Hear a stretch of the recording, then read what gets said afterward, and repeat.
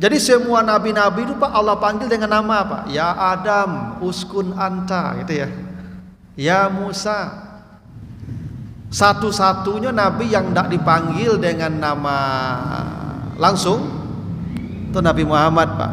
Tidak pernah ada dalam Al-Quran itu panggilan Allah ya Muhammad. Bismillahirrahmanirrahim.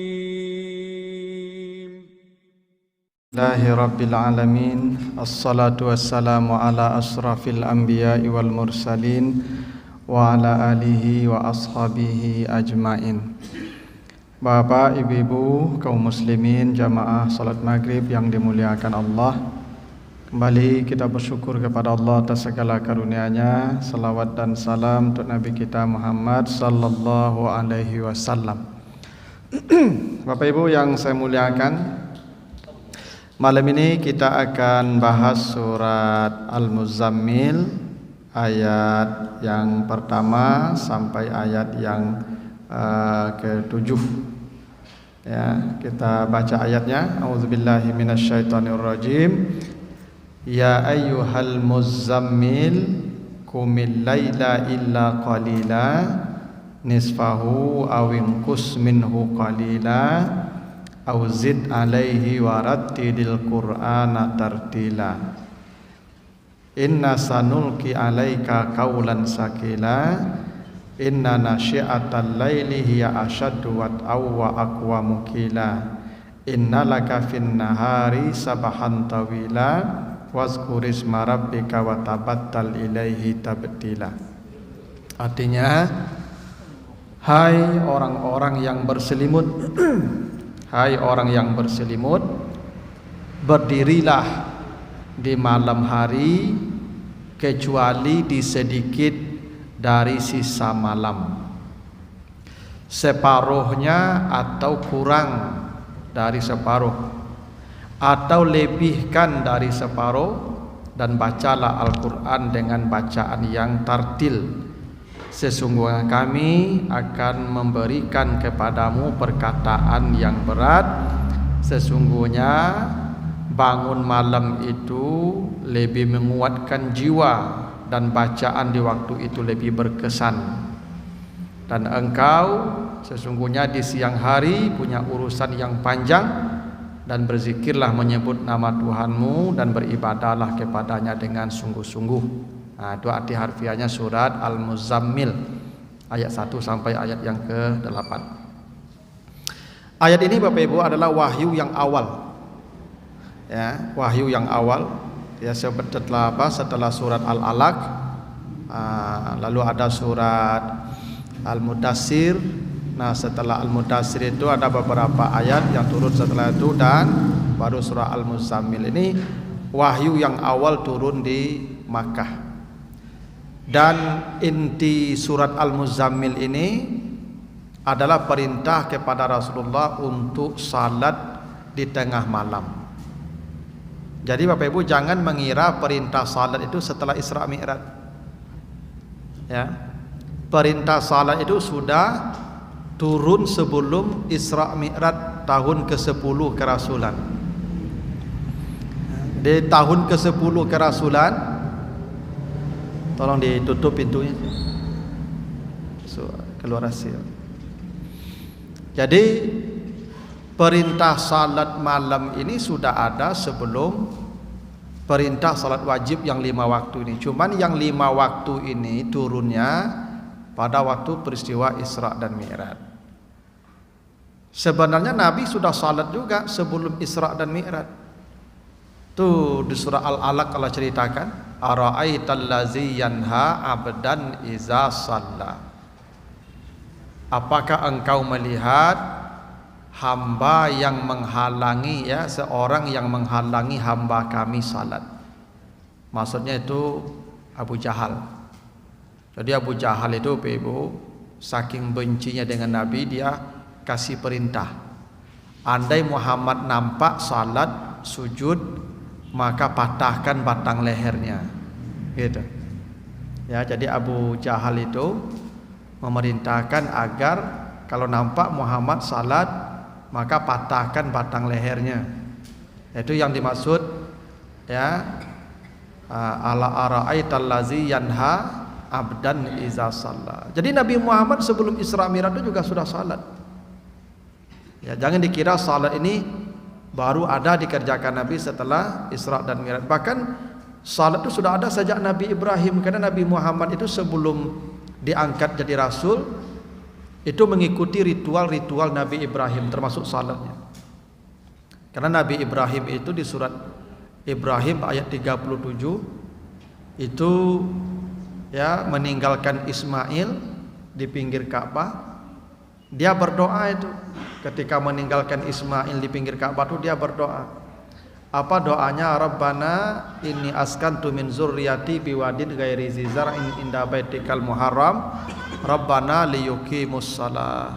Ya Allah, jadikan anak-anak saya orang-orang yang mendirikan salat. Nah, berarti Nabi Ibrahim dan anak cucunya salat. Ya, dia sudah salat. Nah, salat malam ini juga sudah ada dikerjakan Nabi ketika surah Al-Muzammil ini diturunkan oleh Allah. Ya. Tapi ketika Isra dan Mi'raj itu Ibu, salat yang kita kerjakan yang 5 waktu ini itu pun masih mengalami revisi nanti itu. Karena dalam hadis Bukhari, salat 5 waktu yang diperintahkan pertama kali itu 11 rakaat. Dua-dua semua. Subuh 2, zuhur 2, asar 2, isya 2, maghrib yang 3. 11 awalnya itu. Nah, setelah hijrah ke Madinah baru jadi 17. Zuhur, asar, isya jadi 4. Subuh tetap 2 dipanjangkan bacaannya. Ya, maghrib tetap 3 karena witir siang. Nah, salat itu sudah tetap mengalami penyempurnaan itu. Nah, maka setelah turun surah Al-Maidah itu al-yauma akmaltu lakum dinakum, hari ini agama sudah sempurna, maka tidak ada lagi perubahan-perubahan termasuk dalam ibadah. Nah, jadi surah Al-Muzammil ini wahyu yang awal perintahnya salat malam kepada Nabi. Itu inti perintahnya. Nah, ada banyak pesan dari ayat ini. Satu, Allah memanggil Nabi ketika hendak menyuruh salat malam dengan panggilan yang spesial. Hai orang yang berselimut. Ya ayyuhal muzammil, hai orang yang berselimut, kum, bangunlah, berdirilah. Jadi dalam Al-Quran itu Allah tidak pernah memanggil nama Nabi Muhammad dengan ya Muhammad. Selalu Nabi itu dipanggil Allah dengan gelar. Ya ayyuhan nabi, ya ayyuhar rasul, ya ayyuhal muddatsir, ya ayyuhal muzammil. Tidak pernah ya Muhammad, tidak pernah. Tapi kalau Musa sering ya Musa, sering Pak. Nabi Nuh ya Nuh, Nabi Daud ya Daud, i'malu. Jadi Allah pun Bapak Ibu, anak apa? Tolong jangan dimainkan pintu nak. Masuk saja. Masuk. Jangan dimain-mainkan pintu. Ya. Main duanya kau.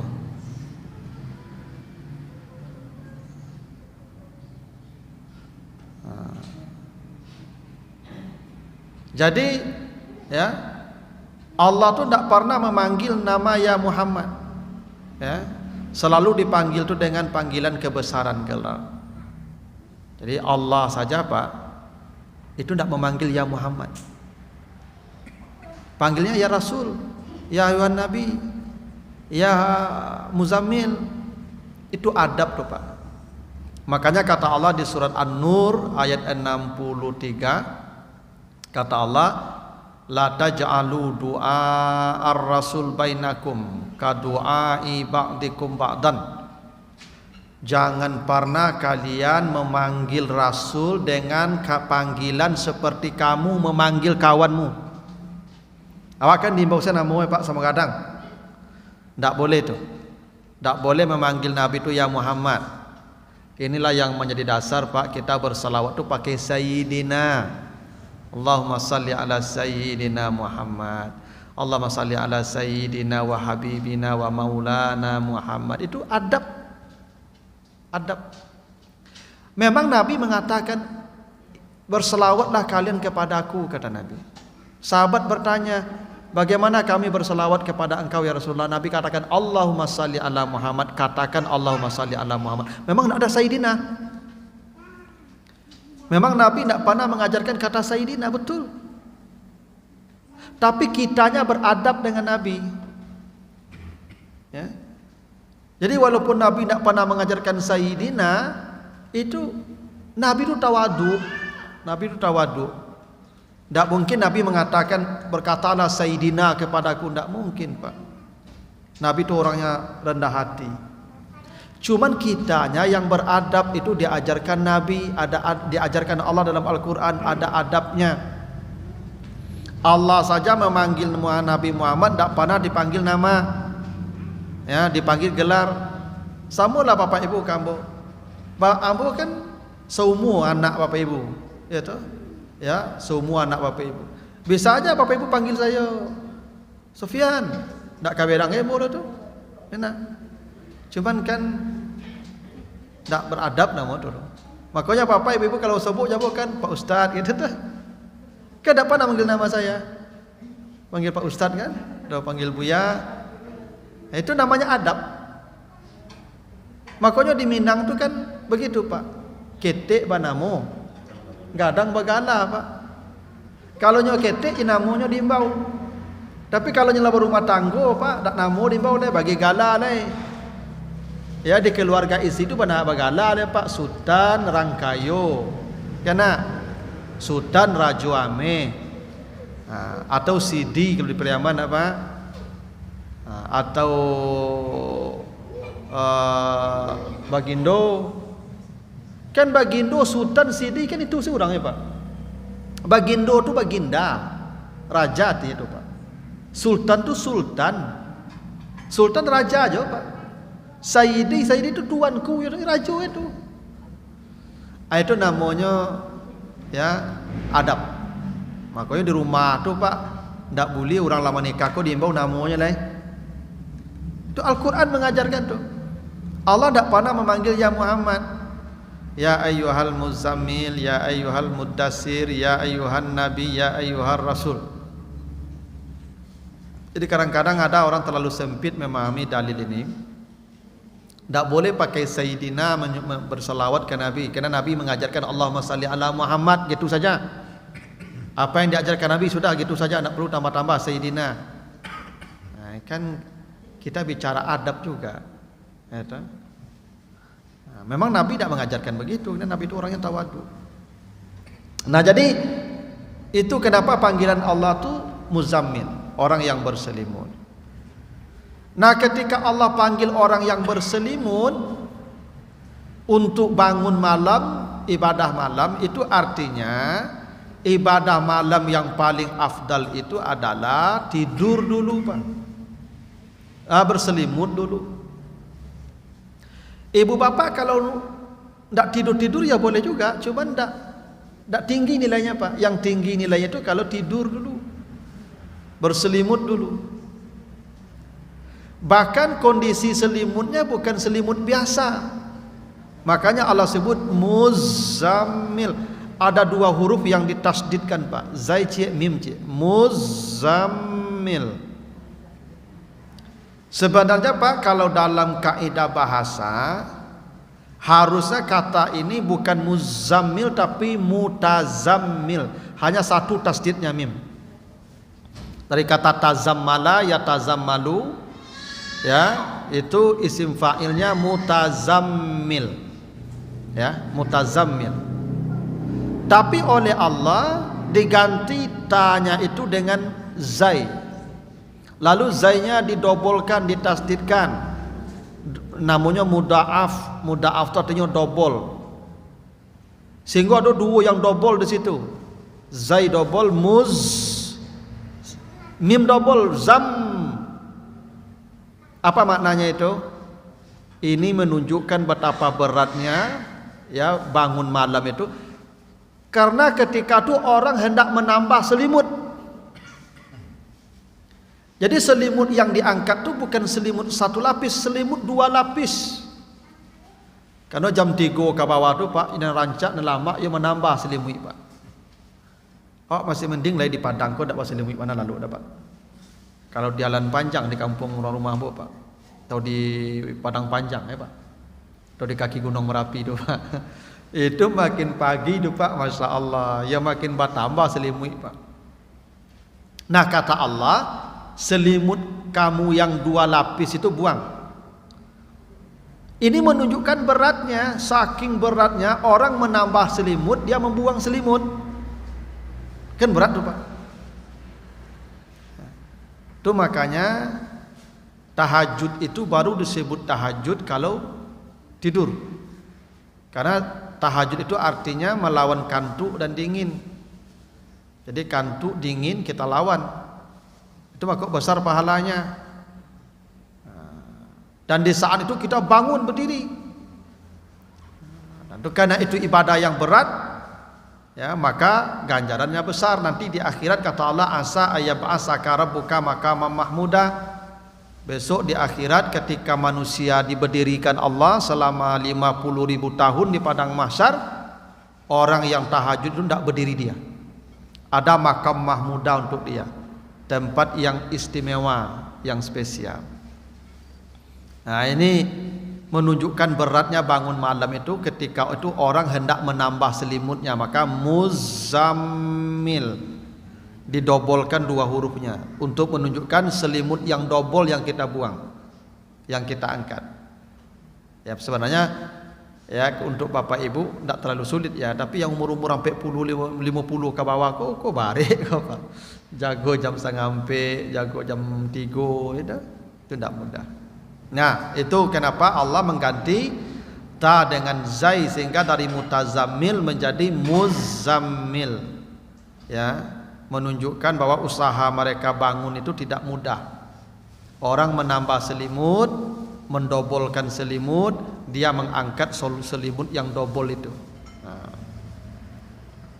Kata Allah, kum al-laila illa qalila, berdirilah kamu di malam hari kecuali di sedikit malam. Nah, jadi memang perintah ya salat malam itu bukan salat malam. Allah tidak mengatakan salli al-laila, tapi kumi al-laila, untuk menunjukkan memang ibadah malam itu seperti salat, yang paling baik itu berdirinya dilamakan. Itu makanya namanya qiyamul lail. Jadi ibu bapak cukup 2 rakaat saja salat malam itu, tapi lama berdirinya Pak. Daripada bapak 11 atau 10 atau 12 rakaat, tapi cepat. Karena perintah salat malam itu bukan sali, bukan salat lah, tapi kum, berdiri. Nah, itu kenapa nanti di akhirat orang berdiri dan ikut lagi berdiri. Karena saat orang tidur di dunia dia sudah berdiri capek. Besok orang payah berdiri dia ikut lagi berdiri itu, karena ya dia sudah berdiri di malam-malam orang yang nyenyak tidurnya. Itu namanya kum, berdiri. Nah, jadi perintah salat malam itu kum, itu kenapa ibadah malam disebut qiyamul lail. Nah, kumi itu Bapak Ibu mufrad, tunggal. Kalau banyak kumu. Perintah salat wajib selalu jamak, akimu. Enak. Akimu as-salah. Tidak ada akimi salah kecuali untuk Nabi Musa saja. Ya. Innani anallah la ilaha illa ana fa'budni wa akimis salata li zikri, gitu. Hanya untuk Nabi Musa saja yang akimi. Tapi untuk umat Muhammad perintah salat wajib akimu banyak. Akimu itu banyak. Basamu-samu. Artinya salat wajib itu memang berjamaah. Itu maksudnya apa? Itu maksud perintahnya jamaah. Akimu dan akimi. Kalau Nabi Musa akimi. Kenapa akimi? Karena salat berjamaah tidak ada pada masa Nabi Musa. Umat-umat yang lalu salatnya sendiri-sendiri. Nabi Sulaiman sendiri salatnya. Nabi Musa sendiri salatnya. Jadi umat Muhammad salatnya bersama, tu makanya akimu jamak. Itu makanya Nabi mengatakan kalau ada laki-laki tidak ke masjid, dibakar rumahnya. Gitu. Karena memang perintahnya akimu, tidak akimi, jamak bersama-sama. Gitu. Tapi salat malam kumi, tidak kumu. Artinya apa? Salat malam yang paling baik sendiri-sendiri. Boleh berjamaah, boleh. Karena Nabi pernah berjamaah dengan Ibnu Abbas. Tapi yang paling baik bukan tidak berjamaah kalau salat malam itu sendiri. Kenapa sendiri salat malam lebih baik? Agar ini ibadah tidak diketahui orang, beko masuk ria ke hati kita. Bu, ibadah malam ni bukannya ibadah malam ya Bu ya. Semua ibadah sunat tidak baik ditampakkan kepada orang. Itu kenapa Nabi mengatakan afdalus salatil mar'i salatuhu fi baitihi illal maktubah. Sebaik-baik salat seseorang di rumahnya kecuali yang wajib di masjid. Jadi semua salat sunat lebih baik di rumah, kecuali yang wajib di masjid. Kenapa salat wajib lebih baik, salat sunat lebih baik di rumah? Karena ibadah sunat tidak boleh ditampakkan ke orang. Makanya cobalah Bapak Ibu, kalau kita salat sunat daki orang lambek-lambek nak lambek-lambek. Tiba surang di rumah sama yang sunat copatui saja kancangnya Pak, enggak. Cokilek saja. Lebih baik yang seperti kilat di rumah itu daripada lambat-lambat di sini, ya enggak ikhlas. Gitu Pak. Karena lambat-lambat tu pasti karena kita takut dinilai orang kan. Nanti apa kecik orang kawak lah gaik cuma yang ciko saya bantunya tu lambek-lambek buat salat. Jadi salat malam tu lebih baik sendiri. Itu kenapa Nabi itu Bapak Ibu tidak pernah membangunkan keluarganya untuk salat malam kecuali di sepertiga Ramadan terakhir. Karena hadis Aisyah begitu, Nabi bila masuk 10 Ramadan terakhir baru membangunkan keluarganya, ay qaza ahlahu. Nabi membangunkan istrinya untuk salat malam di sepertiga Ramadan terakhir. Lain daripada itu Nabi tidak. Ya. Nabi tidak pernah kecuali kalau mereka bangun yang mau salat tidak apa-apa. Itu makanya ibu-ibu kalau malam tu jadi jagoan apa? Tak boleh membangunkan apa jago salat malam dulu. Ibu solat sesurang. Kecuali menjalang lalu berjanji. Misalnya apa mengecek, "Bu, kok jago eko malam jagoan deh, mayang Pak." Jagoan, kalau ndak siram ndak mau jago. Inilah berjanji tadi. Tapi kalau ndak jago ndak do berjanji dah jadi bu jagoan je berkuncang-kuncang 4 jam 3 dulu lah gaik lalu sahajud alai ko abi ibadah ibu eko tu. Tu mah kita ibadah kurang namo tu mah. Kadang perintah salat malam tu kumi, bukan kumu. Kumi, walaupun ini untuk Nabi kan, tapi sendiri. Ya. Nah. Jadi ibadah malam tu berdirinya yang lebih afdal. Nah, yang kedua sendiri, tidak berjamaah. Kalau berjamaah tu boleh, tapi tidak dianjurkan untuk berjamaah. Afdalnya sendiri-sendiri. Kalau dia bangun berjamaah boleh. Lalu Allah sebut al-lail. Ada yang memahami kata al-lail itu Ibu setelah Isya sampai terbit fajar. Karena dalam Al-Quran itu Ibu ada lailan, tak ada pakai alif lam, tak ada alif lamnya. Lail, lailan. Ada al-lail pakai alif lam. Ada lailata pakai tamar butah. Semuanya malam artinya Pak. Misal di Al-Baqarah 187. Uhilla lakum lailatas siyam arrafas ila nisaikum. Dihalalkan di malam Ramadan bergaul dengan istrimu. Malam tu lailata. Kalau Isra Mi'raj, subhanallazi asra bi 'abdihi lailan. Lailan tak ada pakai tamar buta lo Pak. Tak lailatan lo, lailan. Di sini tak lail, tak al-lailata tapi al-lail. Kumil laila. Tak ada tamar buta lalu ditambah alif lam. Semuanya berarti malam.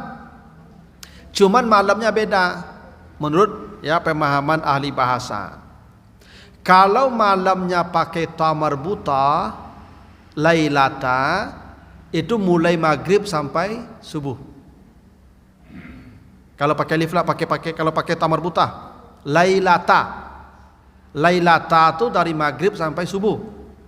Itu kenapa halal menggauli istri di malam Ramadan terhitung sejak berbuka sampai nanti fajar. Itu makanya uhilla lakum lailata asyam.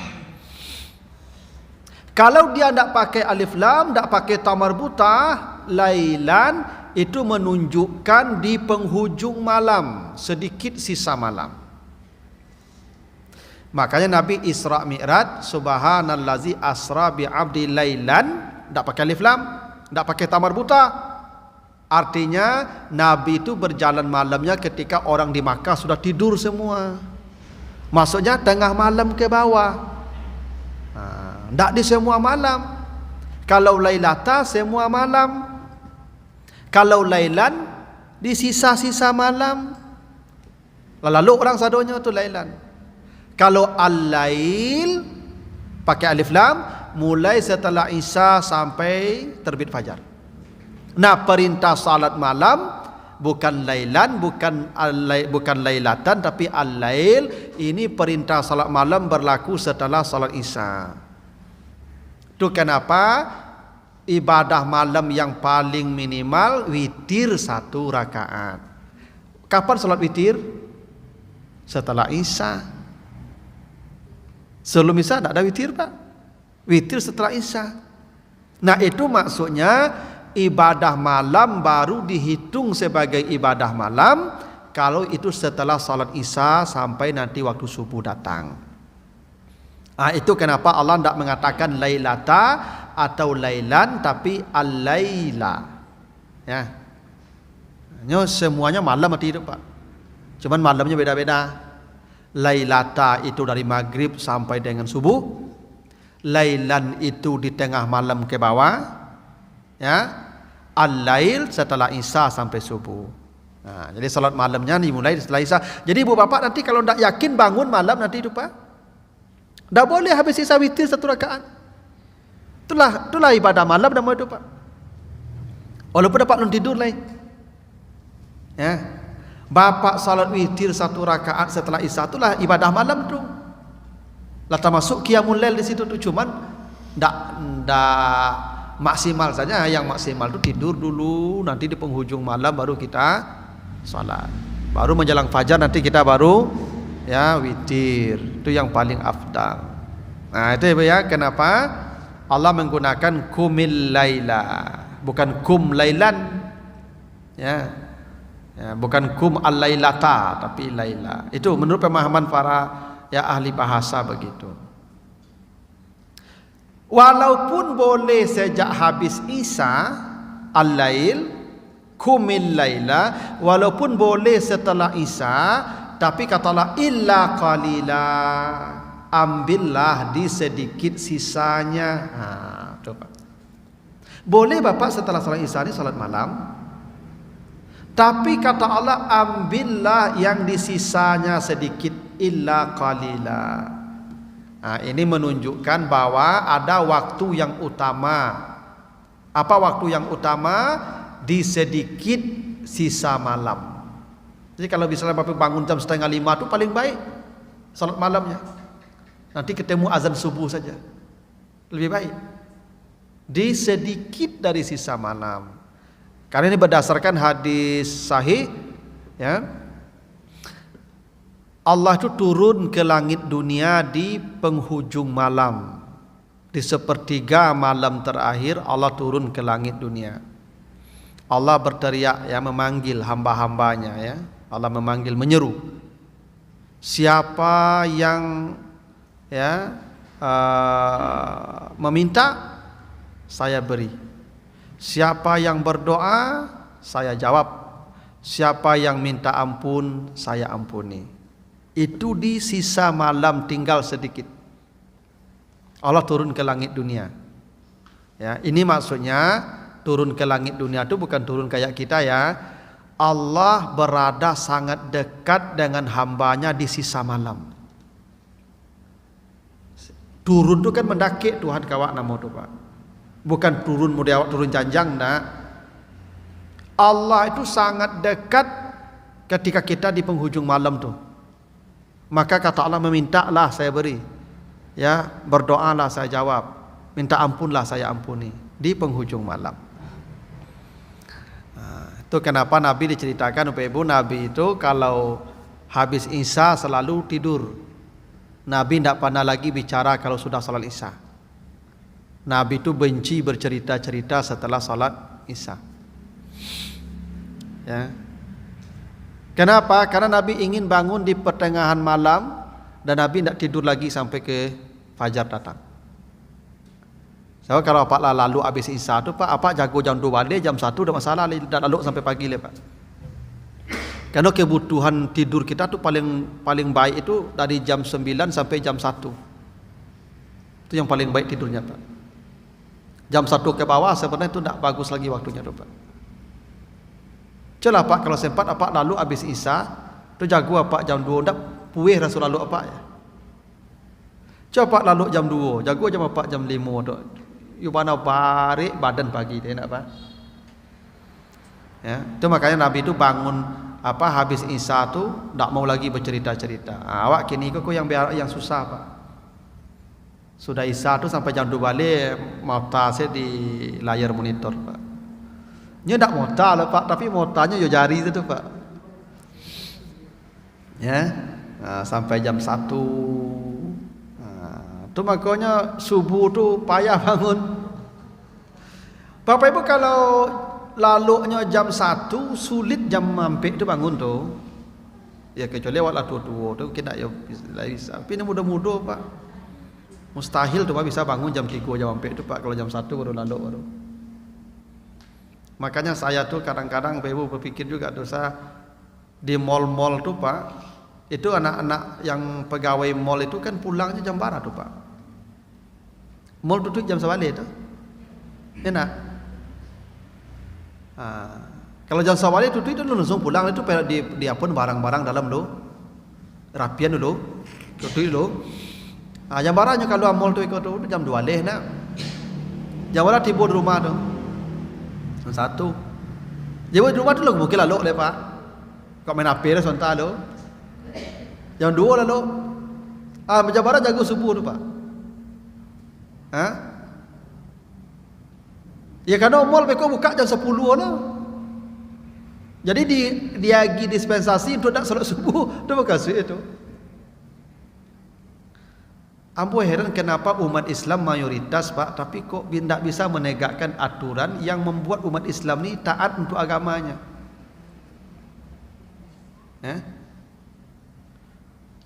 Kepala-kepala daerah bikin aturan mall buka jam 8, tutup jam 8. Selesai Pak. Itu masalahnya. Kalau nyo tutup jam 10, jam sabale baru selesai barang, jam 2 balik baru keluar mall, itu salat subuhnya tak mungkin sama saji jam 5 loh. Tapi kalau nyo jam 8 buka mall, tadi tu capek bagian. Nah, mungkin terlambat nyampe ke kerja. Itu pun menunggunya untuk salat subuh pagi itu. Jam 8 nya pulang, jam 9 tiba rumahnya. Bisa lalu jam 10 tu Pak. Pek jagonya pagi itu. Itu yang buat heran Pak. Kenapa pemimpin-pemimpin kita Islam, mayoritas kita Islam, tapi kenapa kita kok tunduk ke aturan orang-orang dak Islam? Bagi mereka buka mall jam 10, jam sabalik, tutup jam sabalik itu memang mereka memang begitu hidupnya. Kita kan tak. Karena Nabi itu benci bercerita-cerita setelah salat Isya. Kau sudah Isya berkeraja oleh. Dan ambo Bapak Ibu mengira ya, itu pegawai-pegawai toko, pegawai-pegawai mall yang pulang-pulang jam 10, jam sabale itu baru buka kalau ada keadaannya Pak. Sulit meyakini mereka itu salat tahajud Pak. Kenapa? Sulit. Caranya itu Pak. Padahal perintah tahajud ini berlaku untuk semua orang nih Pak. Ya, tua muda itu, tidak ada batasan usia itu Pak. Nah, banyak kata tahajud, ya, karena memang lah dikondisikan untuk tidur larut malam, dikondisikan pula untuk bangun siang. Ini kalau lah jam 10 aja bisa masuk ke kantor Pak, tentunya ada dispensasi untuk jago jam 8. Kenapa? Masya Allah Pak, ba'ala pemimpin-pemimpin berarti bertanggung jawab di akhirat itu Pak.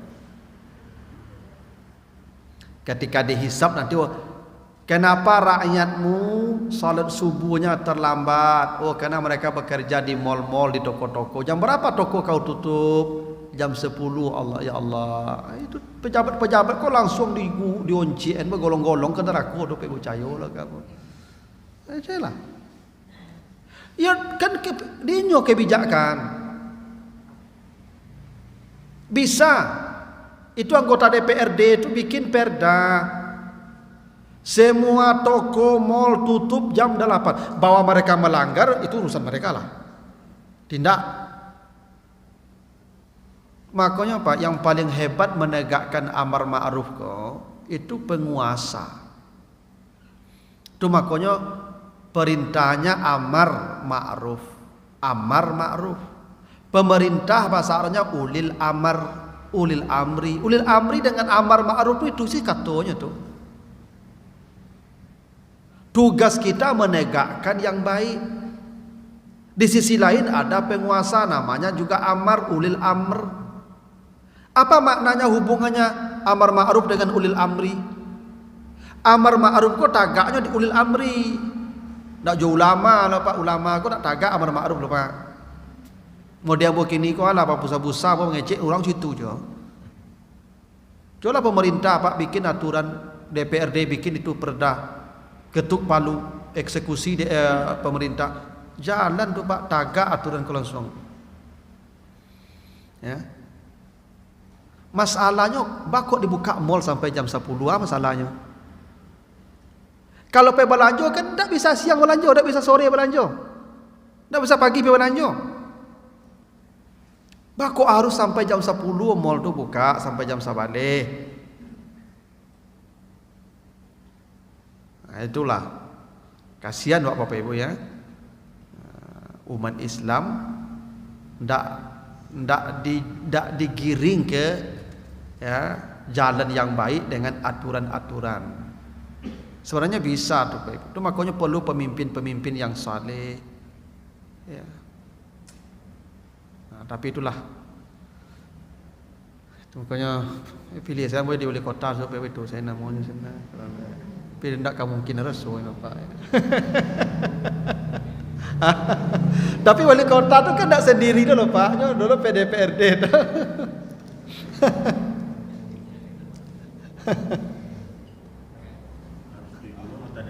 Iya, lah setuju lo anggota dewan Pak. Doana ide dah Pak, tak setuju anggota dewan tak jolo Pak. Ada ide wali kota, ada anggota dewan pimpinan. Nah, itulah. Jadi kan begini Bapak Ibu. Kan ketik taraja-raja, gadang taruba, gadang tabau-bau, tuwo taruba tidur, ya nak. Ibu bapak kalau dari muda tak pernah salat malam sampai tua balik ikut. Bapak ibu yang muda salat malam itu adalah biasa dari ketik itu. Dari muda dah biasa salat malam itu sampai tua ringan satu Pak. Nah, ikut anak-anak muda, ikut yang tak pernah dibiasakan ibadah malam itu.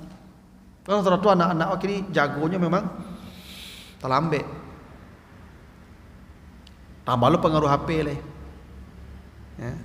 Maka zaman siswa Pak, orang kan pulang ke sawah makan sore itu, salat maghrib, Isa lalu lah ya nak. Maka dulu orang tak pakai alarm lah Pak, tak pakai mic, tapi bisa jago subuh. Ambo tak pernah mencalik nenek ambo terlambat subuh lah ibu. Tak kenal jo HP, tak kenal jo alarm nenek ambo dulu tu. Selalu jam 4 tu lah pergi ke masjid tu. Ya dulu malam hari kalem ya. Ini hari malam tarang. Oh ya itu mungkin tu.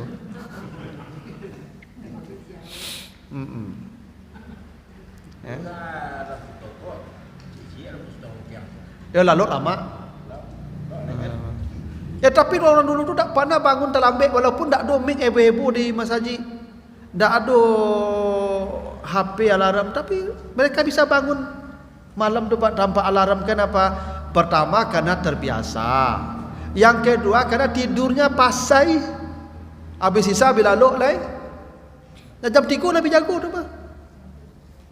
Nah, itu kenapa Allah suruh salat malam itu illa qalila, di sedikit dari sisa-sisa malam.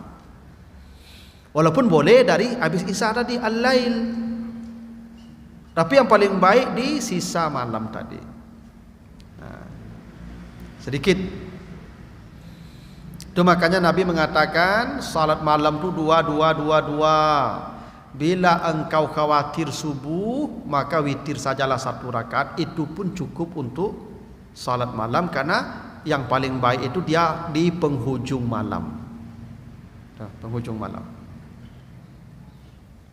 Nah, kalau mau juga kata Allah nisfahu, mulailah dari pertengahan malam. Ya, pertengahan malam. Atau kurangi sedikit dari pertengahan malam. Atau lebihkan dari pertengahan malam. Jadi waktu salat malam tu ada 3. Sisa malam, tengah malam, lebih setengah malam. Jadi kalau dibagi 3 waktu ni habis isya ni, Ibu, misal kita isya jam 8 lah. Nah, jam 8 isya sampai subuh jam 5. Ada 9 jam tu Pak.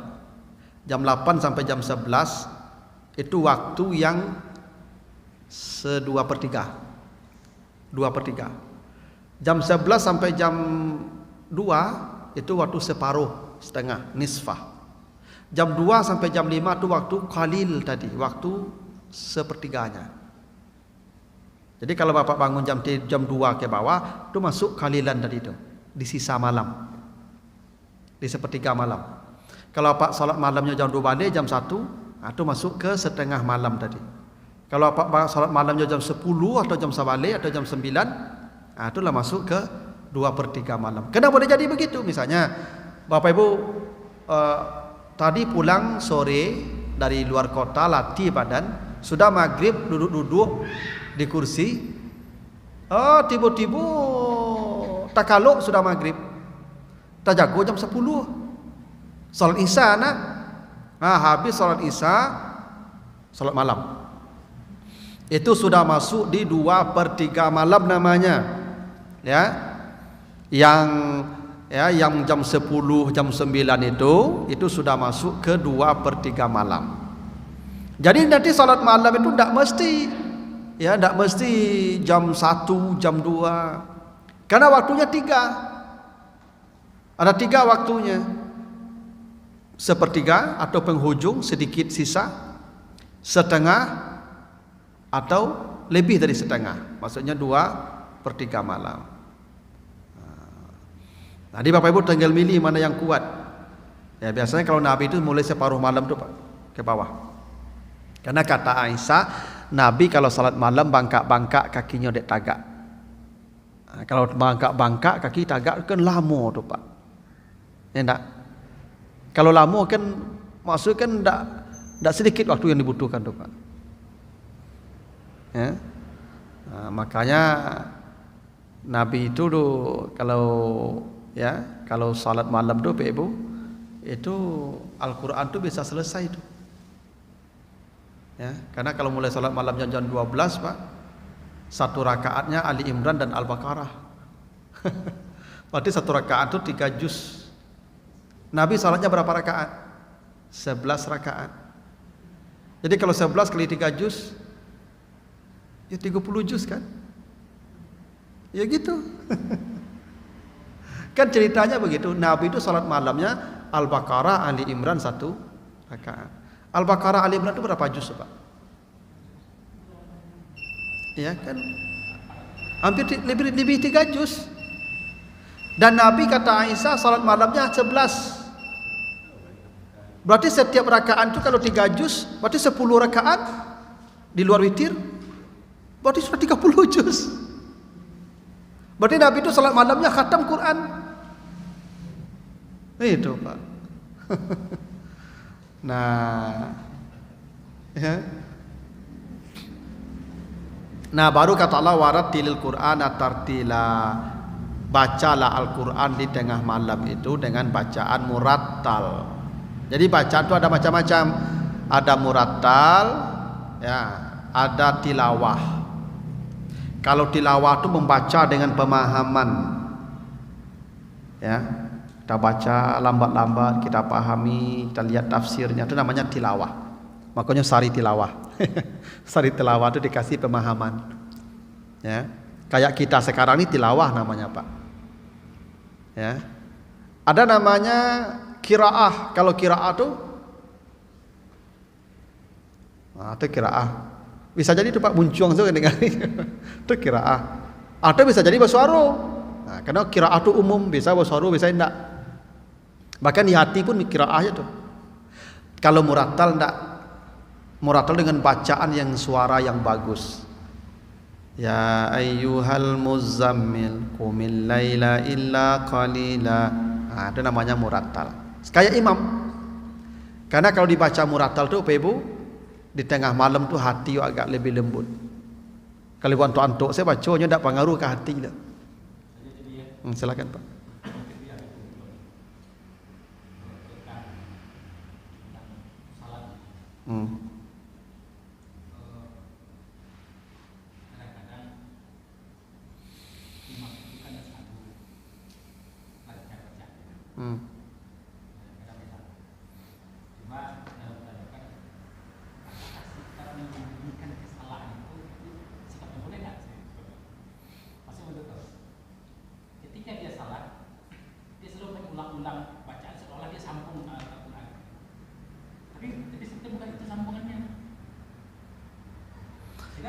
Kesannya bagi kita sebagai jamaah, dia baca Al-Quran juga, padahal baca sudah salah. Nah, maksud saya kan seyogianya dia berhenti. Iya. Salah, atas dia ulang ke depan kah atau dia ulang dari awal? Iya. Jadi maksud saya apakah dengan cara begitu satu sikap yang bagus tak serta Tidak imam adil nama lo Pak. Kan imam itu syaratnya adil, dia proporsional. Kalau dia memang tidak hafal, dia akan pindah ke yang lain. Kalau dia salah, dia berhenti menunggu orang mengajarkan dia. Makanya imam tuh kan kalau baca ayat ibu tidak boleh baca Fatihah. Kalau imam baca ayat, ibu bapak jangan baca Fatihah. Simak perintah Allah begitu, iza quri al-Quran fastami'u lahu wa ansitu.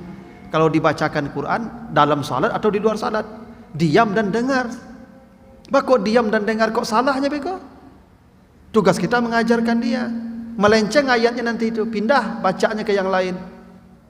Ya, misalnya walal akhiratu khairul laka minal ula. Nah, itu baca Pak. Walal akhiratu khairu wa abqa wal itu kan jadi juga seketik-seketik itu Pak toh. Ya toh? Salah. Oh, kita ajarkan. Dan imam kalau salah jangan lanjutkan. Berhenti. Itu makanya imam tu harus adil. Adil tu maksudnya dia proporsional dalam segala hal. Termasuk komando-komandonya adil. Kalau misalnya diajak turun atau naik, panjangkan takbirnya. Biar orang ikut di belakang Allahu Akbar. Berarti dia naik tu. Kadang-kadang imamku Pak, nya duduk tapi komandonya panjang. Orang lah tagak. Dia duduk kiranya. Jamaah tak kaju duduk imam kiranya ya. Kan sering begitu dong. Allahu Akbar. Nya duduk. Jamaah tagak. Ibu di belakang, ibu pakai tenda di belakang. Assalam. Oh, nya duduk ibu kejapit-japit itu. Karena ibu-ibu itu kan kadang-kadang dia menghayal guys semayang. Kalau awak masih mending le nampak imam ko duduk tagaknya. Ayat itu makanya ketika lah duduk akhir itu takbirnya intikal itu pendek, Allahu Akbar. Kalau Allahu Akbar tak mungkin orang tagak. Mustahil orang tagak Allahu Akbar. Itu tagak pakak. Tapi kalau Allahu Akbar pasti orang tagak. Makanya kadang-kadang Pak, awak belakang imam tu Pak, Allah, awak tagak pada. Duduk Pak. Duduk loh balik itu. Dah cocok itu kejadian tu ya. Itu adil namanya tu Pak. Adil tu bersikap proporsional. Ya. Termasuk kalau ibu jadi imam, kalau bapak ibu jadi imam, misalnya kalau bapak jadi imam, turun tu Allah menggari awak bukan takbir dan gerakan tu sejalan. Allahu Akbar, lurus gerakan awak naik. Jangan awak lah ruku'. Pihak takbiran lu lain. Nyala ruku'. Lama dekonya baru Allahu Akbar caknya. Orang di belakang goyang-goyang ke ruku', Pak Dabilo ke ruku'. Enak. Itu tidak adil namanya loh tuh. Banyak imam-imam begitu Pak. Ya. Makanya turun tuh sujud Allahu Akbar, begitu bar kanyang timbul di tanah langsung. Sehingga orang sujud lelai. Iko awal sujud timbul di bawah. Nang komando ada je timbul oleh Pak. Tu orang lebih bingung malah payah aja orang ke sujud. Itu yang adil namanya. Tidak tahu Pak. Iko imam awak iko takbir terakhir lah cukup panjang Pak. Perlu di kecen tu Pak. Tak kicu banyak orang Pak. Banyak orang tak kicu. Ibu-ibu juga tak kicu tu Pak. Ya tak? Iya. Ya memang begitu aturannya supaya orang di belakang dia paham kode. Kan takbir itu kan kode, bu komando. Kalau komandonya tidak adil kan, tidak proporsional kan, nanti jamaah tak kicu. Ya perlu juga disampaikan tu Pak. Kan biasa saya menyampaikannya tu. Pas duduk terakhir tu Pak Imam, takbirnya jangan panjang je lah ya. Banyak orang tak kicu di belakangnya, tagak orangnya. Cuma ibu-ibu kebetulan ibu kan tak pakai apa Pak. Tak nampak orang ni mungkul dia lah, mendengar takbir je kan. Nah begitulah dulu Bapak Ibu ya. Mudah-mudahan ada manfaatnya, lebih kurang mohon maaf. Subhanakallahumma wa bihamdika asyhadu an la ilaha illa anta astaghfiruka wa atubu ilaika. Wassalamualaikum warahmatullahi wabarakatuh.